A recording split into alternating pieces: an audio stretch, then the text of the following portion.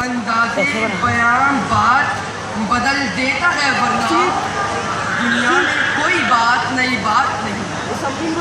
اظہار رائے ہر زندہ انسان کا پیدائشی حق ہے۔ علماء کا قول ہے کہ بولو تاکہ پہچانے جاؤ۔ حضرت علی ارشاد فرماتے نظر آتے گئے کہ انسان ایک دکان ہے اور زبان اس کا تالا، جب تالا کھلتا ہے تو یہ معلوم ہوتا ہے کہ دکان سونے کی ہے یا کوئلے کی ہے۔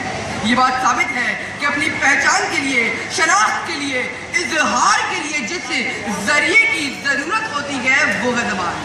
اردو دنیا کے 60 کروڑ لوگوں کی زبان ہے، جو کہ زیادہ تر انڈیا، پاکستان اور افغانستان میں بولی جاتی ہے۔ 1947 میں جب ہم نے انگریزوں کی غلامی سے نجات پائی تو اردو ہماری قومی زبان قرار پائی۔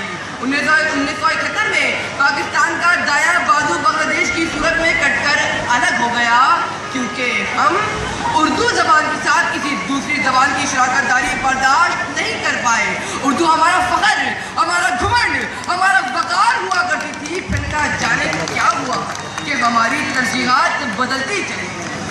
آج 2017 کی صبح روشن دیکھتا ہوا ایک نوجوان یہ سوچنے پر مجبور ہے کہ کیا واقعی اردو ہماری قومی زبان ہے؟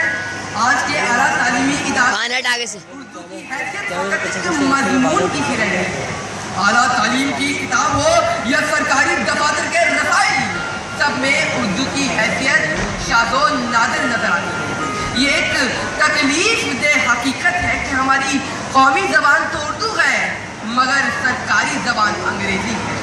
ہم انگریزی میں اردو لکھتے ہیں، ہم بولتے تو اردو ہے مگر انگریزی انداز یہ گواہی دے رہا ہوتا ہے کہ ہم اب تک انگریزوں کی غلامی سے آزاد نہیں ہوئے۔ ایران ہو یا چائنا، سعودیہ عرب ہو یا پرتگال، اعلیٰ تعلیم اپنی زبان میں دی جاتی ہے، بولی اپنی زبان دی جاتی ہے، فخر اپنی زبان پہ کیا جاتا ہے۔ میں ہرگز یہ نہیں کہہ رہا کہ دوسری زبانیں مت سیکھیے، مگر خدا را اپنی شناخت پر فخر کریں، اپنے پاکستانی ہونے پر فخر کریں، تاکہ پاکستان ہم پر فخر کرے۔